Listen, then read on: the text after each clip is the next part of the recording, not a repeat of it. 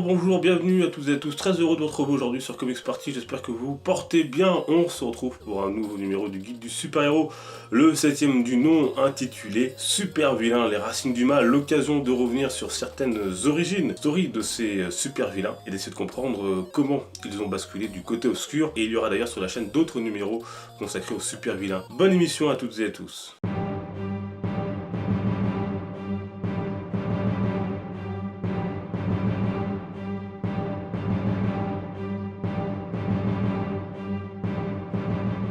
Tout comme nos héros, bien souvent les super-vilains nous fascinent. Ils sont tout aussi indispensables aux comics que Superman, Spider-Man ou que le Captain, car sans eux et leurs plans machiavéliques, ces derniers n'auraient tout simplement pas lieu d'exister. Mais comment le Joker, le Bouffon Vert et autres Lex Luthor en sont-ils arrivés là? Qu'est-ce qui dans leur vie les a fait basculer du côté obscur? C'est ce que nous allons tenter de découvrir. Et parmi ceux qui nous ont offert une explication, il y a le Joker, à travers l'œuvre d'Alan Moore, Killing Joke. Ainsi pour lui, il suffit d'une seule mauvaise journée pour devenir fou. Cette conclusion, il la tire de sa propre histoire. En effet, dans ce comics, on le découvre en tant que jeune comédien raté dont l'épouse est enceinte. Alors qu'il est approché pour faire un mauvais coup, il apprend brutalement sa mort et celle de son enfant à naître. Il a à peine le temps de s'en remettre qu'il est entraîné dans son fameux mauvais coup, mais une fois sur place, les choses tournent mal. Et après un combat engagé avec Batman, il tombe dans le fleuve où se déversent les déchets d'une usine chimique. Il en ressort transformé et devient le Joker, le pire ennemi de Batman. Il est d'ailleurs intéressant de se demander ce qui pousse l'un à devenir un héros tandis que l'autre choisira la voie du mal. Si on reste sur le Chevalier Noir, lui aussi a vécu un terrible drame, la mort sous ses yeux de ses parents. Il a pourtant choisi de se mettre du côté de la justice, certes avec des méthodes bien particulières, mais il fait tout de même le bien. Et tout cela ne s'est pas fait sans mal. Bruce aurait pu tomber lui aussi du mauvais côté suite à cet assassinat. D'ailleurs, il a bien failli quand il recherchait ce criminel au départ pour le tuer. Son éducation a-t-elle joué un rôle dans tout cela? Sûrement, car avant leur mort, ses parents, et Thomas Wayne notamment, chirurgien philanthrope, a pris soin d'inculquer des valeurs et une morale à son fils. Et le fait d'avoir ensuite quelqu'un comme Alfred pour l'épauler l'a sans doute aussi aidé.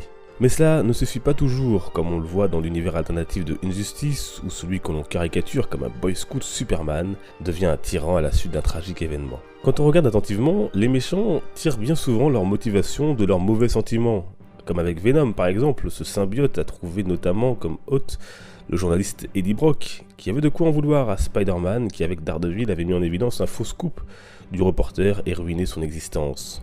La jalousie est un autre vecteur, comme pour Loki, frère adoptif de Thor, dont on louait les compétences et le talent à Asgard, lorsque lui, adopté donc, ne semblait jamais faire le poids. Et cette envie, cette jalousie le conduira à de nombreuses machinations pour nuire à son cher frère. Une jalousie que l'on peut aussi retrouver quelque part chez Lex Luthor, tel que John Byrne a réécrit le personnage en 1986. En plus de son rejet des méta-humains qu'il considère comme un danger, Superman est aussi un rival pour l'assise de sa puissance sur la ville de Metropolis. On le sait, on l'a vu, l'enfance joue un rôle primordial dans le devenir de nos héros. Ce n'est pas un hasard si Bruce Wayne, Clark Kent ou encore Peter Parker ont vu leurs parents ou des membres de leur famille mourir. Eh bien, chez les vilains, l'enfance joue aussi un rôle non négligeable. C'est le cas pour Loki, on l'a vu, mais aussi pour Thanos par exemple. Il naît avec un physique ingrat et différent et se retrouve ainsi rejeté par les autres. Il se renferme alors sur lui-même et finira par mener des expériences dont une coûtera la vie à de nombreux de ses concitoyens. Banni, il nourrira alors une haine et une rancœur qui le suivront toute sa vie et dans chacun de ses actes, jusque dans ses affrontements contre les Avengers par exemple. Mais s'il est bien un héros qui a une galerie de vilains dont les origines sont marquantes, c'est bien Batman. On l'a vu avec l'énigmatique Joker, mais c'est aussi le cas pour l'épouvantail qui lui aussi, comme Thanos, a subi dans son enfance les moqueries de ses camarades. Moqué, humilié et surnommé l'épouvantail, il finira par se venger de ses amis par la peur. Et une fois adulte, ce psychologue spécialiste des phobies pousse encore plus loin ses expériences avec ces fameux gaz, sa toxine qui exacerbe les peurs de ses victimes. Et pour en savoir plus sur le personnage, je vous conseille de lire par exemple Batman le Chevalier Noir, tome 2 chez Urban Comics. Autre cas fort, la tragique histoire de Mr. Freeze. Victor Fries, de son vrai nom, savant réputé et expert en cryogénie, n'était pas destiné à être le super vilain que l'on connaît.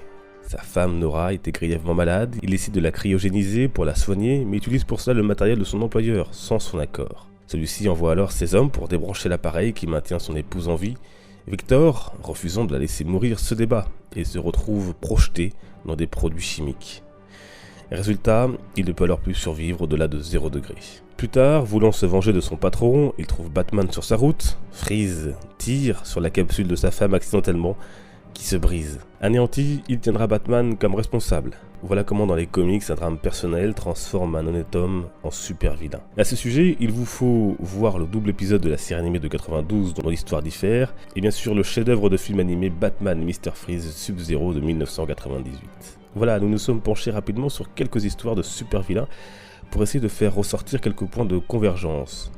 Mais il y a bien d'autres méchants, parfois d'ailleurs assez méconnus, qui valent le détour, et peut-être en parlerons-nous dans un prochain numéro. Et n'hésitez pas à me dire dans les commentaires quel est votre super vilain favori. On se retrouve comme toujours sur les réseaux sociaux pour discuter, échanger, partager. Les liens sont dans la description Facebook, Twitter, Instagram, Snapchat. Merci à tous et à tous, merci à ceux qui m'ont souhaité mon anniversaire vendredi. Et en ce jour particulier, bonne fête à toutes les vraies héroïnes, nos mamans. Bonne fête particulièrement à la mienne que j'embrasse.